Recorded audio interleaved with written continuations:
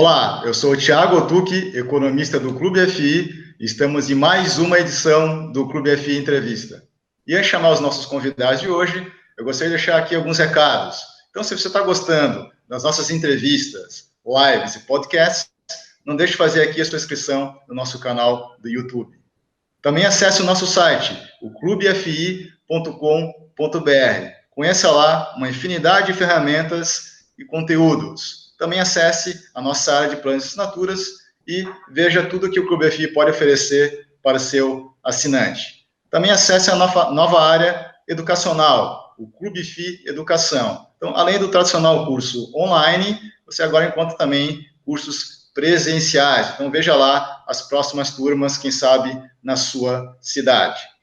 Bom, os nossos convidados de hoje são André Catroccio e Lucas Elmore, né, que são sócios da Hectare Capital, e hoje a gente vai falar, entre outros assuntos, do fundo que opera sob o código HCTR11. Tudo certo aí, André? Lucas? Tudo bom, Thiago? Obrigado aí pela oportunidade de abrir o espaço no clube para a gente poder falar um pouco sobre a casa, sobre a tese e especialmente sobre o fundo, que eu acho que o pessoal alguns usuários do clube já vem acompanhando, me conhecem até provavelmente do Espaço RI, então estou vendo que realmente tem tido uma procura, uma demanda interessante aí, a respeito do fundo. Então a gente aproveita para falar um pouco hoje sobre ele. Exato, André, Lucas, então te agradece aí a participação, né, a primeira participação de vocês aqui no nosso programa. Então, como o próprio André falou, você que tiver dúvida sobre o fundo, a Hectare aqui é parceira do Clube FI, então tem lá o Espaço RI, você pode perguntar diretamente no nosso site, que vai ser encaminhado para os responsáveis da área de relações com investidores. Eu vou responder pessoalmente. Oi? Eu vou responder pessoalmente. Exato, é o próprio André que é aqui o responsável, né, pela área de RI. Então, vamos começando, como a primeira participação de vocês também já têm uma larga experiência, mas fundo listado é um fundo novo, né, então os investidores querem conhecer as gestoras profissionais. Então, gostaria que vocês falassem da experiência profissional de vocês, né, a estrutura da Hectare Capital e qual que é o foco estratégico aí da gestora. Bom, a equipe da Hectare, aqui representada por mim e pelo Lucas, tem uma experiência bem heterogênea. Assim, a gente tem um background, alguns dos sócios vêm do próprio da economia real, passando aí pelo setor agrícola, setor de energia e, obviamente, pelo setor imobiliário. E uma parte da equipe, no qual eu me incluo, vem do setor do mercado financeiro. Então, passaram por bancos, assets, e especificamente eu tive a experiência até de trabalhar na BMF, ainda antes da fusão. Então, é realmente uma mescla interessante que tem gerado bons frutos para a Hectare. Eu acho que no momento que a gente monta as teses de investimento dos fundos que a gente faz a gestão aqui, cada um traz esse histórico que tem aí de carreira e a gente consegue analisar a tese por diversas perspectivas. Então, acho que isso, de fato, ajuda muito a Hectare a crescer como empresa. A estrutura hoje, a gente tem uma área específica de originação e estruturação, que está no nosso DNA, né? A gente nasceu como um consultor imobiliário para fundos exclusivos, então isso a gente ainda carrega com a gente, é importante para o que a gente faz aqui. A área de investimentos, aqui representada pelo Lucas, que é onde a gente toma as decisões de investimento, faz o acompanhamento dos ativos investidos, e há uma parte de controladoria que, dado o mercado que a gente atua, a gente acha essencial ter um acompanhamento na vírgula ali do que está acontecendo nos ativos investidos. Então, essa terceira parte serve como um excelente suporte para o negócio, para as tomadas de decisão. Então, a Hectare hoje ela está estruturada dessa forma. A gente é uma gestora 100% focada no setor imobiliário, com uma atuação maior ainda no segmento residencial. Então, a gente atua em loteamento, nos resorts fracionados, né, que são as multipropriedades, incorporação vertical. Então, a gente tem feito bastante coisa já há algum tempo, desde o consultor imobiliário até agora, e é onde a gente realmente acho que tem mais alfa para gerar para os cotistas, onde a gente consegue realmente se diferenciar. contando um pouquinho da minha história, aí, só para complementar a resposta do André, hoje eu sou o sócio responsável pela área de gestão de recursos. Na minha carreira, iniciando no mercado financeiro, no mundo financeiro, né? Eu trabalhei em tesouraria, operando commodities e moedas. Depois dessa experiência, passei por uma holding de participações de uma família, cuidando de operações de emissão de dívida, estruturação, reestruturação de empresas, M&A, inclusive tendo participado de IPOs, enfim, inclusive com operações também no mercado imobiliário, até que, através do contato que eu já tinha com os outros sócios que vieram a integrar a Hectare, a gente vinha conversando há algum tempo e via oportunidades de evoluir dentro do mercado imobiliário, em nichos de mercado que a gente entendia que oferecia uma oportunidade de uma assimetria positiva de risco e retorno, né? E decidimos empreender e montar a Hectare já para explorar esses segmentos que o André comentou. Então, vocês, os dois, né, saíram um pouco daquela volatilidade excessiva, né, dos derivativos para o mercado imobiliário. Foi, mas essa transição foi, do meu lado especificamente, até eu venho de um DNA de risco, então mesmo na parte de pricing da bolsa, depois por banco, né, pelo Itaú e mais recentemente aqui na Hectare, eu sempre gostei desse lado de bolsa, e quando a gente optou por fazer o fundo imobiliário, acho que foi quando eu consegui unir os dois mundos que eu vinha acompanhando há algum tempo, e eu acho que como ativo e como capacidade de gerar riqueza para o cotista é excelente. Então, realmente, para mim, fez todo sentido entrar para a equipe e ajudar a montar essa estrutura aqui dentro. Legal. Então, vamos lá, vamos começar a falar do fundo de recebível, né, o HCTR11, né, o Hectare de recebíveis. Então, apesar aí olhando aqui, né, vasculhando aqui no Clube FI o fundo, apesar do IPO recente, ele já teve, né, uma segunda emissão, já teve um evento aí de desdobramento, né, então eu queria que vocês falassem, né, fizessem um resumo aí do fundo, né, do começo, né, do IPO até o momento, e especificamente também fizessem, então, essa divisão, né, o que é a primeira emissão, a segunda emissão, e esse fato aí que não é tão comum em fundo imobiliário, né, que é o desdobramento aí que influencia bastante no preço que o pessoal olha lá no mercado. Perfeito. Bom, o fundo Hectare Crédito Estruturado, a gente acaba usando a sigla, mas esse é o nome completo dele. Ele nasceu em outubro de 2018, ele era um fundo destinado a um grupo de investidores exclusivos, então até por esse motivo, na época, a gente optou por adotar a cota base 1000, não tinha uma distribuição de rendimentos recorrentes, e isso foi daí que surgiu a primeira emissão do fundo, uma emissão pequena para atender uma demanda específica de alguns investidores. Com o andar do tempo, e a gente vendo que realmente o mercado estava começando a amadurecer, e principalmente o que a gente atua aí de high yield, viu uma possibilidade de apresentar um produto novo, a gente listou o fundo na B3, por volta de julho, se eu não me engano, aqui de cabeça, onde a gente começou realmente a ter uma negociação, alguma saída de secundário, e logo depois a gente listou a segunda emissão do fundo, aí já com a cabeça de que seria um fundo destinado aí para o público geral. Então, essa segunda emissão foi com o propósito de aumentar o patrimônio do fundo para diluir os custos do fundo, para também diversificar os segmentos e a concentração de emissores que a gente tinha no fundo, para exatamente atender a demanda específica desses investidores pessoa física. E aí o desdobramento veio exatamente para concluir todo esse processo. A gente entende que a cota base 100 facilita a entrada de novos investidores, proporciona também uma liquidez maior no secundário para quem quer montar uma posição, para quem quer sair da posição, Então, acho que esse é um pouco do histórico apesar da pouca idade do fundo, a gente, enfim, já pensou ali em pouco tempo em qual seria o caminho do fundo para o futuro. Então, acho que agora ele realmente chegou no que a gente entende ser o futuro dele, a cara dele é essa, então provavelmente não teremos mais grandes mudanças nele.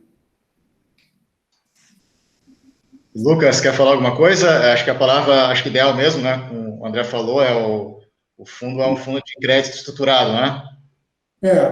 Acho que o André colocou bem os pontos, né? A gente começou o fundo com seed money e dinheiro dos próprios sócios para começar um fundo imobiliário, para começar a criar histórico, né? Nós começamos a Hectare lá atrás estruturando ativos, então a nossa expertise era de fato a originação e estruturação desses ativos. Então nós começamos, assim que a gestora começou a rodar, começamos a colocar de pé essa estratégia, não só vendendo o ativo para terceiros, os ativos que a gente estruturava dentro de casa, mas colocando ele dentro de um portfólio enfim, que pudesse depois tomar corpo. Feito isso, no início a gente não tinha uma necessidade de distribuição recorrente, então quem olha o histórico do fundo ele começou em outubro, até mais ou menos março, abril, as distribuições não eram tão constantes, até porque eram menos de 50 cotistas naquela época, e eram cotistas dentro de casa aqui que queriam ver a estratégia ganhar corpo. Em julho a gente listou o fundo, começou de fato a ganhar liquidez, e aí com o nosso pipeline de operações e operações que a gente via no mercado buscando com as securitizadoras, as boutiques de investimento, a gente resolveu dar o próximo passo, que é crescer e de fato pulverizar o fundo e diversificar a carteira. E já entrando aqui na próxima pergunta, eu estava fazendo aqui uma busca aqui, né, do Clube FI dos fundos listados, né, que a gente tem no sistema, e fazendo aqui por segmento, a gente vê que já são dos listados, os de recebíveis, né, os classificados já são 45 fundos, né, então é bem representativo dentro do universo aqui dos fundos listados. Então, qual que é até para ficar claro para a nossa audiência, qual que seria então o diferencial, né, eu acho que as gestoras que estão surgindo agora, que tem um porte menor, acho que trazem, né, um diferencial do fundo em relação aos seus pares do mercado, então gostaria que vocês ressaltassem exatamente esses pontos. Claramente os fundos de papéis têm ganhado uma representatividade muito grande no mercado. Na nossa visão, acho que isso faz parte mesmo do amadurecimento do mercado de crédito privado. Ele vinha, enfim, com a estrutura que o país tinha, principalmente de juros, era muito custoso para uma pequena empresa acessar o mercado de capitais e tomar um empréstimo. Então, ela acabava ficando ali restrita aos poucos fundings para fazer suas operações. E eu acho que isso veio em conjunto. Então, eu acho que não é à toa que realmente o mercado de dívida, principalmente dessas pequenas empresas, tem ganhado bastante espaço, e a gente vê que realmente faz parte do desenvolvimento do mercado. Então, o espectro de dívida, eu acho que vai ter ali de todos os níveis, desde do emissor AAA até o quase RJ, e aí cabe às gestoras montarem suas estratégias dentro do que entendem fazer sentido para a sua base de cotistas. A gente aqui atua num segmento raio de residencial, então realmente é um mercado ainda que tem bastante para crescer, poucas pessoas ainda olhando isso. Acho que o residencial é uma coisa que tem bastante espaço mesmo, então a gente traz como diferencial, eu acho que é essa robustez. A gente entende que para atuar nesse mercado precisa ter uma equipe robusta o suficiente, uma série de controles para permitir o investidor ter conforto para entrar numa operação com taxas tão mais altas do que de um emissor com um nível de risco menor. Então, acho que a gente tem isso com a originação aqui dentro de casa, onde a gente acompanha a diligência desde o começo da operação, a todo o processo até se eu, de fato, investir, e o acompanhamento mensal ali, tanto em loco do desenvolvimento imobiliário, quanto dos financials ali, do fluxo financeiro da empresa, do quanto custou as despesas, o quanto circulou de recebíveis nas contas. Eu acho que esse controle, essa robustez de controle é um diferencial e realmente a gente acho difícil, ainda não tenho tão claro na minha cabeça uma forma diferente de operar esse mercado. Acho que para quem realmente quer ganhar um prêmio, aproveitar todo esse prêmio que esse mercado tem, eu acho que não vai ali se beneficiar de especulação. Tem que realmente entrar como um sócio da operação, apesar de ser uma dívida, entra realmente com os custos de sociedade. Então, acho que esse realmente é a nossa cabeça aqui, diferente do que a gente vê. E só complementando... Poderia até, enfim, eu já comentei isso até em participações minhas, em podcast, até com outros entrevistados, mas é interessante, né? Tem muita gente nova no mercado, às vezes a gente fala da linguagem mais técnica, a partir do princípio que todo mundo já conhece, né? Então, qual que é a diferença? Você fala, não, a nossa gestora aqui, o nosso fundo é focado em high yield, né? Qual que é a diferença especificamente do high yield para o high grade?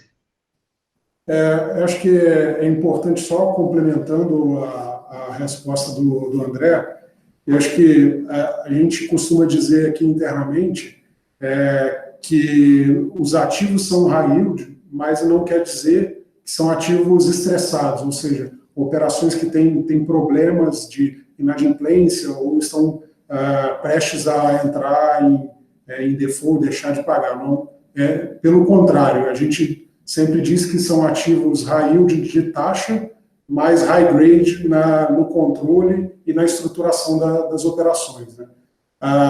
O mercado, aí voltando à sua pergunta, o mercado em geral, ele classifica como high grade as operações que têm ou um rating ou um risco de crédito percebido pelo mercado como sendo muito baixo, né? E as operações mais high yield, elas são consideradas operações que têm um risco de default, de inadimplência mais alto.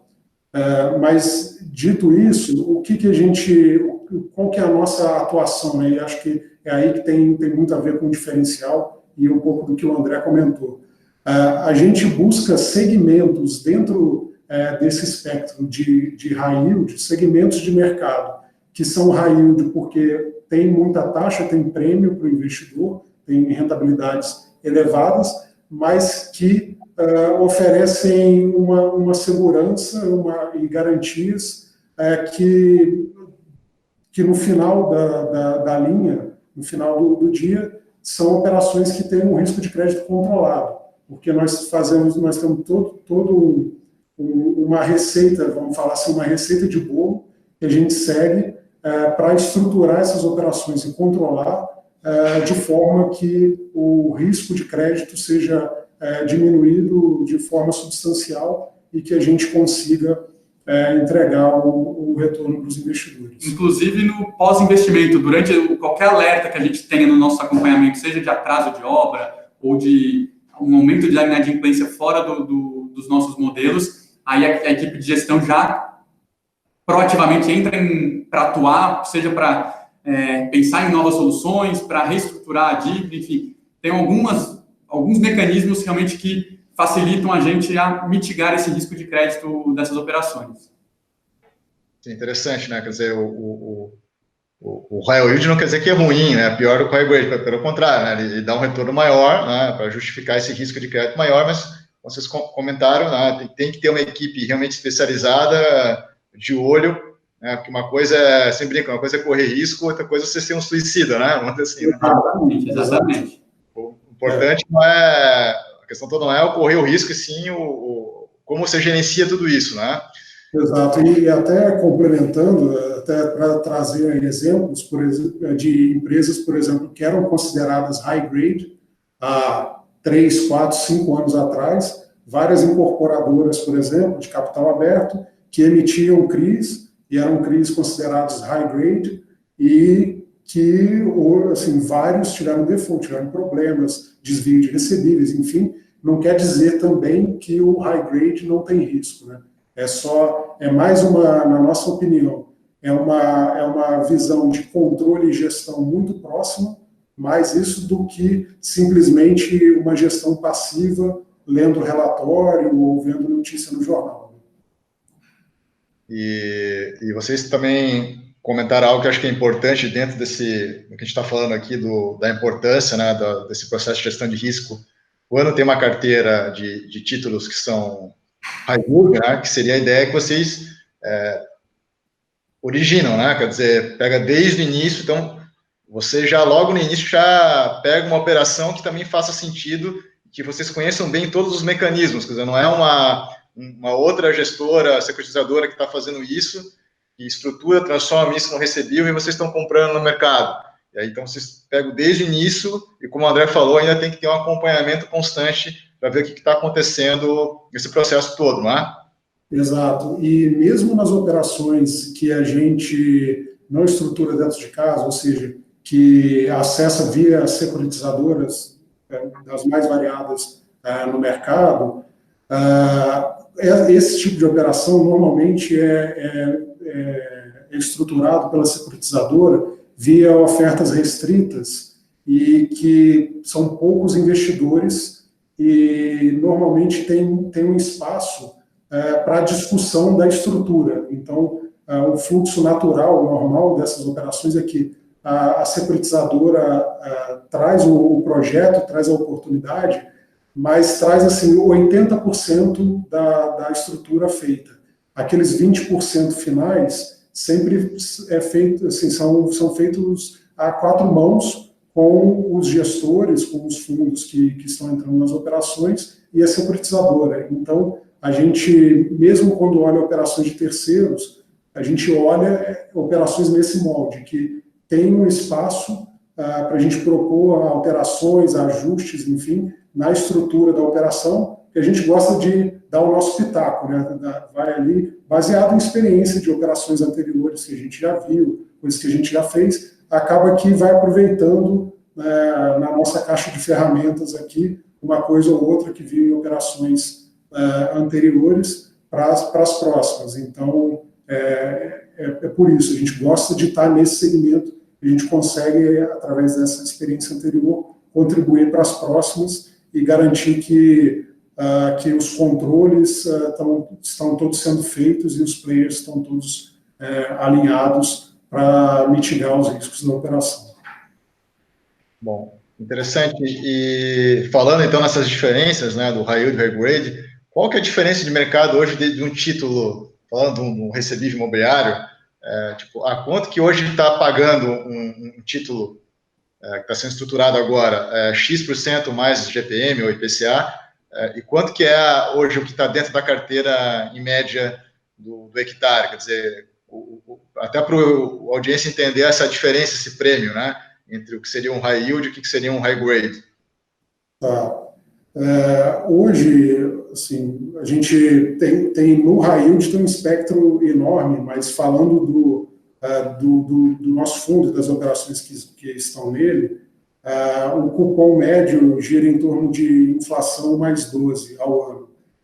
E inflação aí, IPCA e IGPM, dependendo do lastro da carteira que serve para a estruturação do CRI, né? Mas existe um espectro muito grande e depende muito dos riscos da operação, da quantidade de garantias que são colocadas, da saúde da carteira de recebíveis que está ali naquele CRI, se tem bastante gordura, né, vamos no português aí mais claro, se tem bastante gordura na operação, a tendência é que as taxas sejam menores. Se está um pouco mais apertada, se o nível de inadimplência da carteira, historicamente, é um pouco mais alto, enfim, a velocidade de vendas do empreendimento foi um pouco mais lenta, aí as taxas vão subindo até chegar num nível que realmente pode chegar num nível que para a gente inviabiliza até estruturar a operação, né? Porque chega uma hora que não é mais uma questão de taxa, já é uma questão de risco iminente de inadimplência e realmente a gente declina a operação. Sim, também não faz sentido colocar, não, vamos estruturar aqui, vamos receber 20% ao ano mais inflação, Quer dizer, você estaria assumindo um risco muito elevado mesmo para um fundo que já tem esse foco no high yield, né? Exato, porque aí na prática, essa operação não adianta colocar 20, 25, 30 ou 40% mais IPCA, porque é uma operação que eu vou receber zero, porque ele vai entrar em inadimplência, vai dar problema, a gente vai ter que executar garantia, enfim, é um processo moroso e acaba que vai machucar a distribuição de rendimentos para o cotista. Então, não faz sentido. Bom, Lucas e André, agora entrando uma questão aqui que eu achei bem interessante, um conceito sobre os segmentos, né, que vocês trabalham dentro do fundo, que existe então a chamada multipropriedade, né? O que seria a diferença entre multipropriedade, loteamento e incorporação? Tá. Bom, o loteamento não tem muito mistério, né? Então é aquela parte, é a infraestrutura básica ali, com os lotes, calçada, esgoto, iluminação, então e tem leis específicas que tratam de loteamento. A incorporação é a incorporação para a venda dos apartamentos, né? Também tem uma lei específica de incorporação, e é um segmento já bastante consolidado, aí as incorporadoras de capital aberto, grandes players operando nesse mercado, e a gente atua também dando funding para esses incorporadores. Acho que o que é mais interessante, o que normalmente gera mais pergunta, é o setor de multipropriedade, né? Que é um setor relativamente novo no Brasil. Os primeiros empreendimentos desse tipo, eles surgiram há mais ou menos 5 anos aqui no Brasil, apesar de já ser um mercado bastante maduro em outros países. E o que é a multipropriedade, né? Ou antigamente chamavam de fracionado.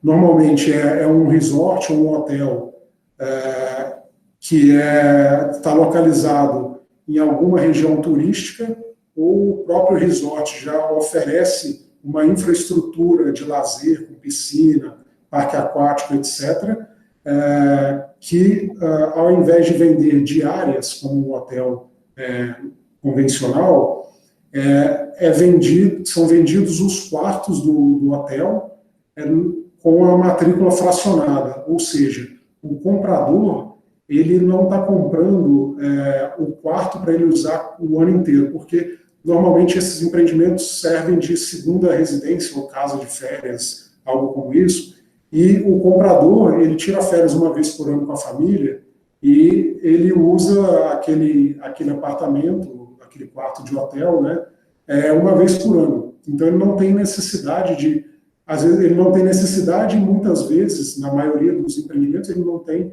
nem capacidade financeira de comprar sozinho uma casa na praia, um apartamento na praia, enfim. Então, esse tipo de empreendimento que foi regulamentado pela Lei Geral da Multipropriedade, que é a Lei 13.777, foi sancionada no governo Temer só. Então, passou alguns anos operando em cima de jurisprudências do STJ, e agora, no governo Temer, com a lei sancionada, isso deu um boost no mercado para o lançamento de novos empreendimentos. Então, para o lado do comprador das unidades, faz sentido, porque ele pode oferecer para a família dele uma segunda moradia a um valor que cabe no bolso dele, e para o lado do incorporador que está construindo,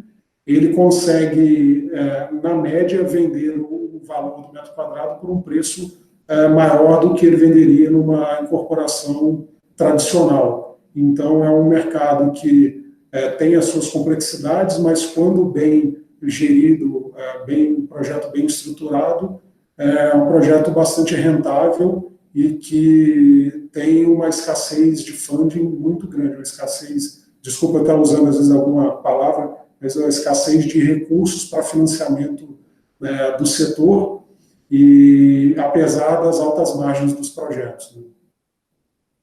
Bom, interessante, até aqui Florianópolis, né, uma cidade turística, eu lembro que você falou agora do conceito de multipropriedade, fui convidado a visitar um empreendimento aqui, que era um hotel, em que eles estavam fracionando as suítes, né, os quartos, que era um formato meio quase que uma pousada, né, enfim, e realmente o empreendedor me falou, não, você pode comprar aqui, você vai ter uma escritura sua, individual, né, e daí também tinha embutido um serviço, você pode, né, aqui é a tua residência, quiser de verão, tudo mais, você vem quando você quiser, enfim, tem aqui a taxa de condomínio, mas caso você fique um tempo fora, tem administrador aqui que pode locar né, eram casas ou apartamentos, né, pode locar e você fica com a receita da diária e paga um percentual para a administradora do hotel. Então, esse seria realmente o conceito multipropriedade, né? Quer dizer, o proprietário também tem esse tipo de serviço também nesses empreendimentos? Sim, acho que tem uma diferença do condo hotel, né, que foi um modelo que surgiu há alguns anos e teve uma série de problemas aqui no Brasil, que o condo hotel era vendido como um produto de investimento. Inclusive, teve intervenção da CVM, algumas coisas que tinha algumas propagandas com rentabilidade garantida, enfim. A multipropriedade não. A multipropriedade não é um produto de investimento, né? Ela é uma segunda residência, uma moradia de férias para o usuário, para o comprador, né? Ele usufruir com a família dele. É uma residência de férias, de fato. Né? Então, acho que é importante colocar esses pontos. Alguns empreendimentos têm o hoteleiro, mas não é esse o atrativo. O atrativo é sempre em cima, de fato, da residência de férias e da infraestrutura do resort, com piscinas, atividades, etc. E eu estava vendo aqui na carteira, no relatório de vocês, que é um relatório que ficou bem interessante, bem informativo. Tem uma concentração hoje de 66%, né, de multipropriedade. O segmento de multipropriedade, ele é mais arriscado em relação aos outros? Não, na verdade, não. Assim, a gente não vê nenhum dos três segmentos que a gente comentou, de loteamento, incorporação e multipropriedade, como um mais arriscado que o outro. A nossa visão é muito em cima do projeto, né? De Project Finance. Então, é olhar aquele projeto. Esse projeto tem um histórico de inadimplência de carteira, tem um volume de recebíveis que faz sentido para o tamanho da operação, o empreendedor tem experiência, o incorporador tem experiência no segmento para construir e operar esse tipo de empreendimento. Então, a nossa análise é muito mais projeto a projeto do que olhar especificamente um segmento ou outro, ou entender que um tem mais risco que o outro. Esse fato de ter uma concentração hoje um pouco maior, né, 2/3 do fundo, no segmento de multipropriedade, é mais por uma questão das operações que nós tínhamos no pipeline e entendermos que essas operações elas tinham um grau de maturidade e de controles, enfim, histórico do empreendedor, que dá mais conforto para a gente investir nessas operações do que um foco específico em um segmento ou outro. Né? E você poderia, então, dar um exemplo de um projeto que vocês acham interessante, ou até dois exemplos, né? Acho que o pessoal já deve estar com curiosidade, né? O que é um projeto multipropriedade, até para o pessoal entender mais concretamente o que está lá no laço do fundo, né? Sim, enfim, esse segmento de multipropriedade, ele tem um benefício bastante interessante, que é a pulverização dos recebíveis. Né? Então, como eu tenho um resort que tem, sei lá, 100 apartamentos, e cada apartamento é vendido, fracionado para múltiplos compradores, então, cada apartamento desse tem seguramente, depende do empreendimento, se é uma semana, 2 semanas ou 4 semanas a venda das cotas, mas, enfim, em média é de 2 semanas no Brasil. Em média, cada comprador compra 2 semanas no ano. Se eu tenho 100 apartamentos e eu tenho 52 semanas no ano, então eu estou dizendo que cada apartamento desse, ele tem até 4 compradores. Em média, ele tem 2 compradores por mês, vezes 2, então tem 24 até 52 proprietários em um único apartamento. Vezes 100 apartamentos em um resort desse, você facilmente tem 5 mil compradores, 6 mil, a gente tem empreendimento até de quase 10 mil cotas em um único empreendimento, né?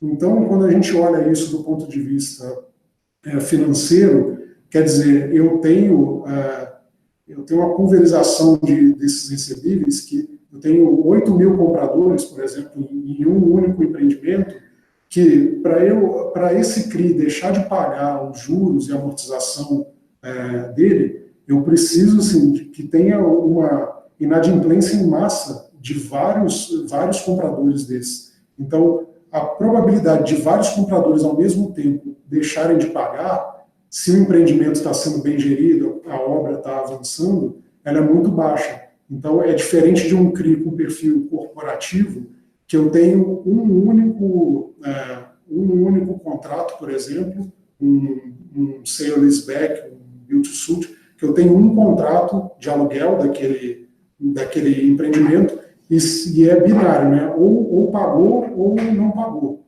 E nesse caso da multipropriedade, eu acho que isso que é o interessante, é de fato essa pulverização. E a gente, na estruturação, considera uma gordura de garantia, né, um over collateral, como a gente chama o jargão do mercado, que ainda dá um colchão adicional de garantia, ou seja, realmente precisa ter uma inadimplência em massa do empreendimento para começar a afetar o pagamento de juros do CRI. Né? E ainda puxando a sardinha aqui para a área de risco, análise da PD, né, a probabilidade de default desses CPFs, a gente vai realmente numa análise de behavior da carteira, ele usa o Big Data como um dos suportes para entender o comportamento futuro daquele CPF, dado o histórico que a gente tem de operações parecidas, e então a gente consegue inferir aí, tem algumas inferências estatísticas sobre o comportamento dessa carteira, o que também traz mais um nível de garantia, mais um nível de conforto para a gente fazer esse tipo de operação. Então, acho que um exemplo em carteira que a gente tem é o Golden Gramado, acho que é um empreendimento que é de uma região turística de Gramado, e acho que ele é um case aí que é bem emblemático de como o mercado de multipropriedade tem crescido no Brasil.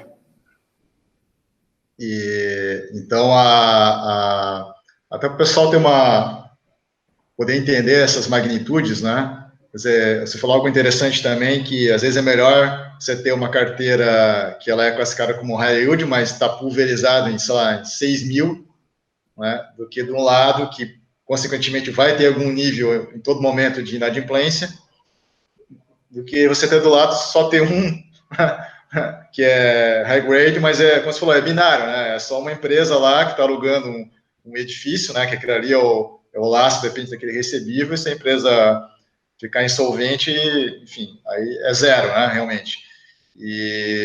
Então, não sei se vocês têm esse cálculo, mas qual é o nível de inadimplência que a partir daquele momento começa a afetar o fluxo de pagamento dos títulos que estão na carteira aí de fundo? Ótima pergunta. As operações que estão no fundo, elas têm o que a gente chama de over collateral entre 120% e 140%. A média é de 125%, mais ou menos, de over collateral. O que significa isso, né? Que para cada, digamos, R$100 que eu pago de juros e amortização no CRI, eu preciso ter um fluxo de recebíveis caindo na conta da operação todo mês de pelo menos R$125. Então, assim, para começar a afetar o pagamento de juros e amortização da operação, eu preciso já desses 125, ter uma perda de R$25 para começar a afetar o primeiro centavo na amortização do CRI, né? Então, essa é uma gordura também que a gente sempre considera na análise, na estruturação, para realmente blindar de eventuais inadimplências no meio do caminho. E só reforçando o ponto que o André comentou, que acho que é interessante, a gente vem desenvolvendo ao longo aí de quase 1 ano e meio, 2 anos, quase 2 anos, junto com uma empresa de TI especializada em Big Data, desenvolvendo um algoritmo para analisar esses CPFs. Então, quando a gente recebe uma incorporação, um loteamento ou uma carteira de multipropriedade, a gente recebe CPF a CPF, as informações de cadastro básico, e cruza informações com o nosso algoritmo aqui, para, de alguma forma, prever a probabilidade daquele contrato deixar de ser pago. Então, isso é uma garantia adicional, uma análise adicional que a gente desenvolveu dentro de casa, com a ajuda de parceiros, para ter uma análise ainda mais profunda nesses recebíveis e evitar surpresas desagradáveis ou inadimplência em massa. Exemplos de operações que a gente negou, por exemplo, recentemente.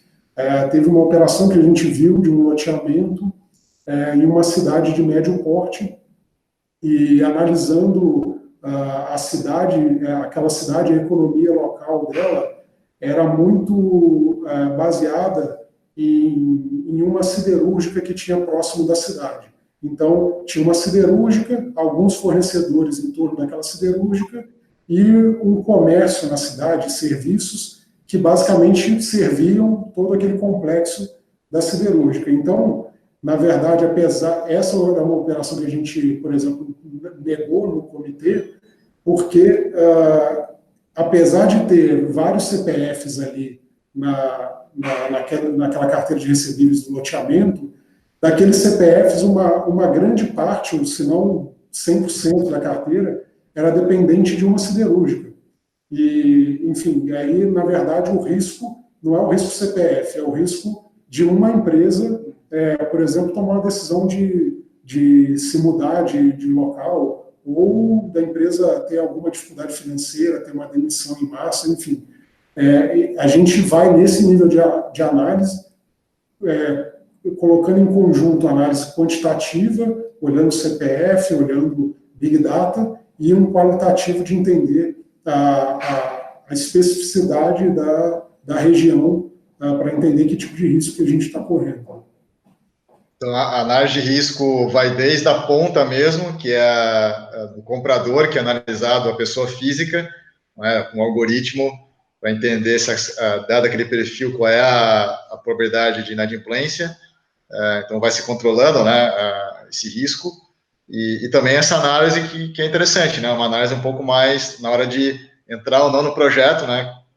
Está falando de uma situação um pouco mais macro, que realmente tem aquelas cidades que tem uma dependência muito grande, às vezes se aquela empresa faz, a metade da cidade trabalha naquela empresa, vai ficar todo mundo desempregado e a inadimplência ficaria muito alta, né? Então, realmente é um exemplo bastante ilustrativo da parte de gestão de risco.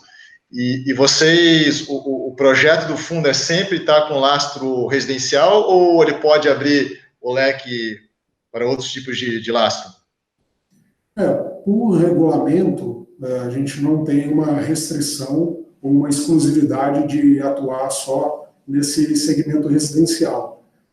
Ocorre que no residencial, até pelo nosso histórico, expertise, rede de contatos para a originação de operação, é um segmento que a gente conhece mais a fundo, entende as nuances de riscos, e a gente gosta bastante, eu diria, acho que por 2 fatores principais. Um tem a ver com o Brasil e o outro tem a ver com teoria de finanças. Se a gente olhar mais Brasil, acho que no Brasil, o setor de construção civil como um todo, ele sempre foi um setor muito importante como um motor da economia. E como o André comentou no início, hoje o Brasil está vivendo um momento de taxa de juros na mínima histórica, inflação estrutural super baixa e controlada, perspectivas de crescimento da economia. Então, isso favorece muito o segmento residencial e construção civil. Adicional a isso, acho que tem algumas questões mais microeconômicas de movimentos do governo, desde o governo Temer para cá, de reduzir o tamanho dos bancos públicos no financiamento do setor imobiliário. E até por uma questão de saque da poupança e estratégia mesmo do governo de reduzir o tamanho desses bancos no financiamento do setor. Isso abre muito espaço, como a gente já comentou aqui algumas vezes, abre espaço para financiamento do setor via mercado de capitais, via operações estruturadas no mercado de capitais. E acho que tem um terceiro fator ainda olhando o Brasil, que se a gente pega números que foram divulgados, inclusive, pela FGV no ano passado, o Brasil ainda tem um déficit de 8 milhões de moradias, sendo que mais ou menos metade disso é de famílias de classe baixa e classe média. Então, existe uma demanda, a gente olhando o Brasil, existe uma demanda latente, existe um momento, uma estratégia de direcionar mais recursos via mercado de capitais e uma perspectiva de estabilidade econômica, pelo menos no médio prazo. O Brasil tem sempre surpresas, mas pelo menos no médio prazo de estabilidade econômica. Então, acho que esses fatores, olhando o horizonte agora, a gente continua enxergando no segmento residencial um bom segmento para continuar investindo. Olhando para trás, nos momentos de crise, que o Brasil está saindo de uma recessão super forte, olhando para trás, o que a gente nos últimos anos analisou foi que, na verdade, nós fizemos muitas operações em regiões que a economia local girava em torno do agronegócio. Por que isso? Porque no momento de recessão, o câmbio estava desvalorizado, né? E com o câmbio desvalorizado, o exportador, os negócios exportadores, eles surfam bem a onda. E aí você pode olhar as empresas cotadas na Bolsa, que têm negócios exportadores, as empresas que exportam grãos, exportam celulose, enfim, tiveram um desempenho super bom, porque a receita em dólar aumenta e os custos em reais continuam iguais. Então, as regiões do Brasil, sobretudo centro-oeste, algumas regiões no nordeste, na nova fronteira agrícola, que tem, de fato, essa dinâmica do agronegócio, elas foram regiões que, apesar da crise que assolou o Brasil, a recessão que assolou o Brasil, foram regiões que foram super bem e a economia local estava saudável, e os empreendimentos nessas regiões tiveram um desempenho muito bom, com inadimplência controlada, enfim. Então, também tem esse contraponto aí do Brasil vis-à-vis a crise e como essa alocação em regiões fora do eixo Rio-São Paulo beneficiou os ativos que a gente estruturou, inclusive alguns deles estão na carteira do fundo. Então, esse para explicar o residencial, acho que isso explica Brasil, né? E, do outro lado, tem a questão da teoria de finanças. Se você pegar qualquer livro básico de finanças, numa das primeiras lições ali, ele vai falar de diversificação e pulverização de risco. E no segmento residencial, aí acaba que fica até um pouco repetitivo com o que a gente já comentou anteriormente, mas essas operações, esses CRIs que são estruturados com lastro de recebíveis residenciais, eu tenho um CRI, eu tenho vários, 100, 200, 1.000, 2.000, 5.000 CPFs como risco, como lastro ali daquela operação, isso pulveriza bastante o risco, mitiga bastante o risco de inadimplência, quando comparado com um CRI que é monoativo ou que tem um locatário, enfim. Então, acho que são esses dois grandes blocos aí que eu sempre gosto de pontuar para explicar por que a gente gosta tanto da tese do residencial. Pô, perfeito, Lucas. Então, tem esse lado que você falou, os dois lados positivos, né? Então, entrando nesse segundo lado, você falou, é fácil defender essa ideia da pulverização, apesar do seu risco maior.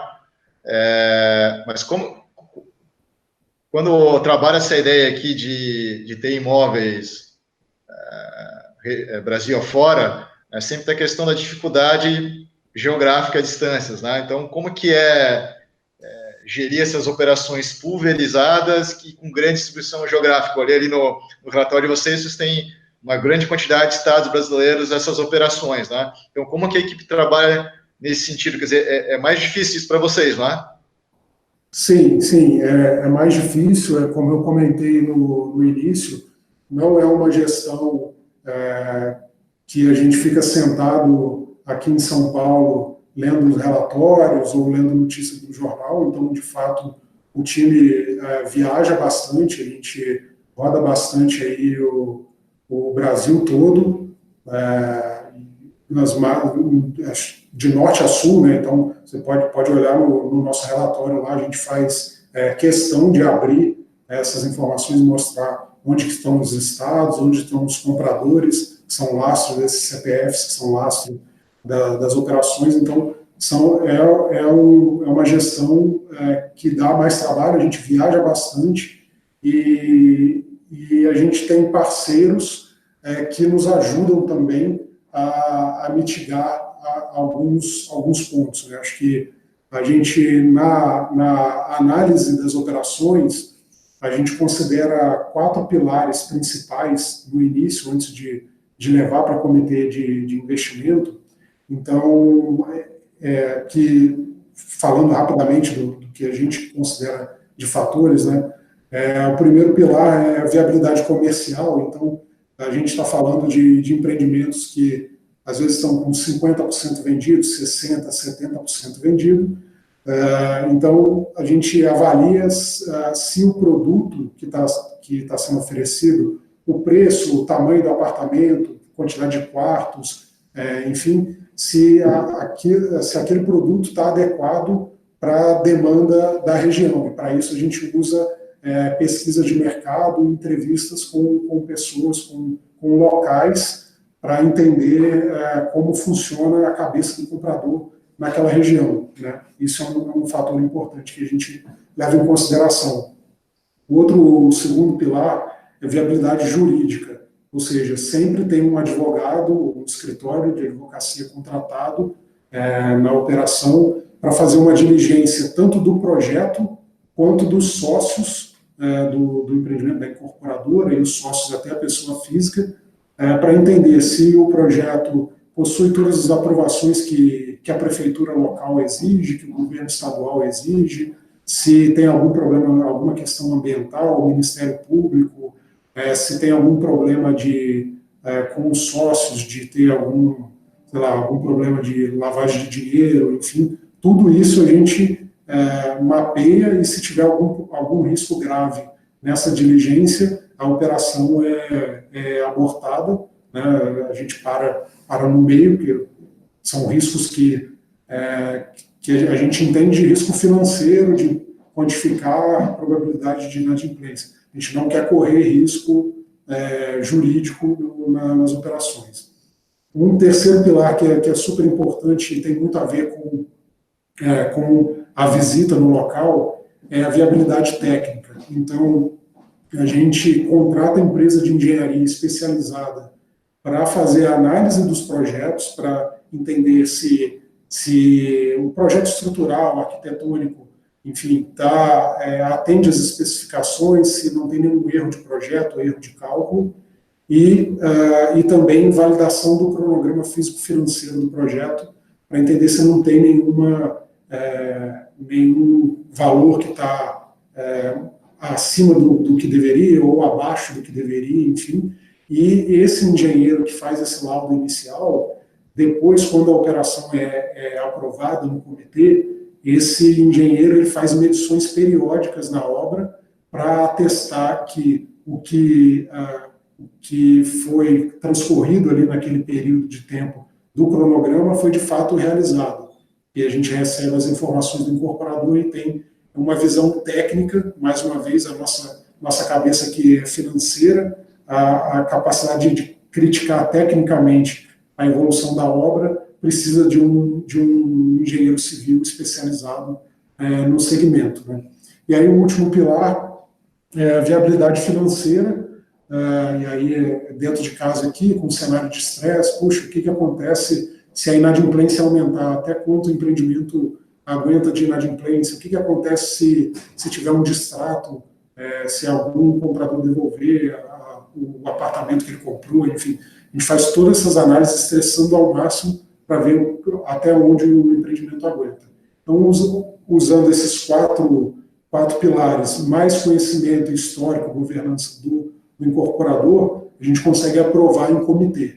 E aí, aprovado em comitê, começa a liberação dos recursos, liquida o CRI, junto com o engenheiro, que eu comentei anteriormente, que faz as medições de obra, a gente sempre vai junto para acompanhar a medição em loco e acompanhar passo a passo o que está acontecendo com o projeto e com os recebíveis. Os recebíveis dessas operações de CRI, eles são colocados numa conta separada da operação e tem uma área que faz controle de recebíveis que bate todo mês, contrato por contrato, o que foi recebido, o que não foi recebido, para ter um cheque independente do loteador, do incorporador, para a gente ter uma informação realmente online para atuar caso tenha qualquer problema e ao mínimo sinal de qualquer tendência de aumento de inadimplência, por exemplo, a gente, durante a gestão, ao longo da vida do projeto, a gente, durante a gestão, atuar de forma muito precisa para evitar que o problema se alastre e perca, de fato, o controle, né?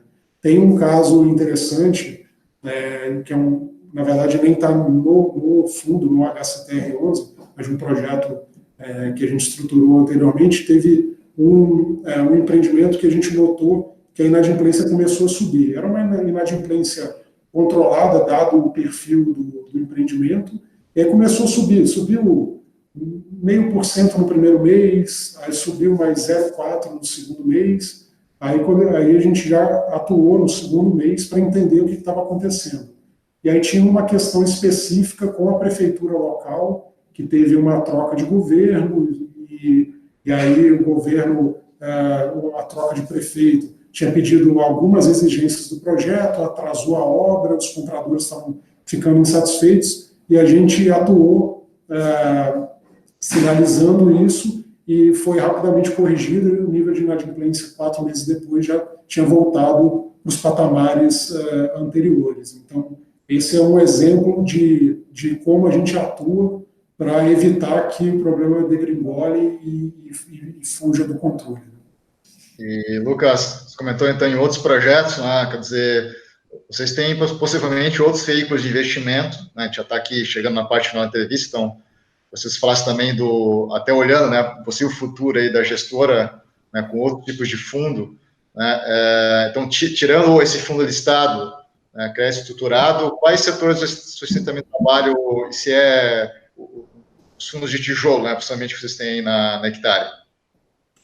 Eu acho que como a gente comentou, com a estabilização, o cenário de economia mais estabilizada, pelo menos no médio prazo, com taxa de juros em níveis baixos, inflação controlada, os ativos de tijolo, os ativos de renda, eles tendem a ganhar espaço. E segmentos que a gente vê nos Estados Unidos ou na Europa, ou em mercados mais maduros, que ainda não entraram com força no Brasil, são os segmentos de moradia para renda. E aí tem alguns, né? Tem o segmento que é chamado de multifamily, que é basicamente uma incorporação, só que não é uma incorporação para venda, mas para aluguel. Senior living, a gente já viu algumas coisas, tem estudado um pouco o mercado, moradia para idosos, né? E o segmento de moradia estudantil, né? Que são os empreendimentos focados em alunos, normalmente alunos universitários e pós-graduação, mestrado, doutorado, né? Enfim, que é um segmento que a gente tem estudado, um segmento que a gente vê com bons olhos, olhando números de fora, tem volumes financeiros expressivos sendo investidos no segmento de moradia estudantil, com mercados já bastante maduros, com players até com capital aberto em bolsa, em alguns desses mercados, e no Brasil a gente enxerga como um grande potencial, e pensando em próximos passos para a gestora, né? Acho que a gente, sem sair ainda da nossa tese do residencial, tem olhado outros segmentos dentro do residencial, com foco mais de renda, para capturar oportunidades que a gente enxergue nesse ambiente de taxa de juros mais baixa e inflação controlada. Acho que é isso. O objetivo da Hectare é estar na vanguarda do desenvolvimento imobiliário, especificamente residencial, como o Lucas falou. Então, a gente olha com muito bons olhos o que já foi feito e comprovado em outros mercados e entende que tem algumas oportunidades aparecendo nesse novo cenário brasileiro. Então, acho que realmente tem bastante coisa para acontecer no futuro, de curto a médio prazo, vamos dizer assim, para que realmente coisas novas apareçam aí, seja fundo listado, seja fundo de participações, enfim, acho que tem muitos mecanismos para ajudar o desenvolvimento dessas novas frentes. Bom, interessante. Então, realmente chegamos aqui no final da entrevista. Então, para a gente poder encerrar, gostaria que vocês fizessem, então, aí as considerações finais. Bom, eu queria, de novo, agradecer o espaço, acho que, e, lógico, parabenizar o Clube FI pelo trabalho que tem feito. Acho que a educação do investidor e o acesso à informação são primordiais para que a gente realmente veja essa base crescendo com sustentabilidade, pensando no longo prazo. E, enfim, acho que o Clube FI tem feito um excelente trabalho nesse ponto. Então, parabéns mesmo por tudo que vocês têm feito. E aí, do nosso lado, eu deixo a gente ficar à disposição para qualquer dúvida, esclarecimento. A gente tem o espaço RI, de novo, como o Thiago já falou, e eu pessoalmente estarei lá para responder. Então, fiquem à vontade de mandar as perguntas, que a gente vai, com o maior prazer, responder o que precisar. É isso, Thiago. Complementando o André, acho que a gente agradece, de fato, a oportunidade. É do nosso interesse mostrar a tese, mostrar os diferenciais do fundo e da gestora. A gente, até quem já conhece, já viu os nossos relatórios, a gente preza bastante por transparência nas informações. Então, a gente passa o máximo de informação possível e busca todos os canais para poder disseminar essas informações, e acho que a oportunidade de estar aqui é super importante para a gente, para mostrar um pouco mais e divulgar um pouco mais a tese do fundo. E como o André falou, a gente está à disposição, através do espaço do Clube FI, através do e-mail de RI, por telefone, WhatsApp, enfim, para atender eventuais dúvidas dos investidores, no sentido sempre de dar transparência para todo mundo. Então, tá certo, pessoal. Então, de novo, a gente agradece a participação de vocês. Acho que a gestora tende a crescer, então, futuramente, com certeza, a gente vai voltar a conversar aqui, de repente, até falando de uma nova missão, até de um fundo novo. Então, conteúdo excelente, tenho certeza que a nossa audiência vai gostar. Então, um grande abraço para vocês aí, para toda a equipe, e também um grande abraço aí para toda a nossa audiência, e até o próximo programa. Valeu, até mais. Tchau, tchau.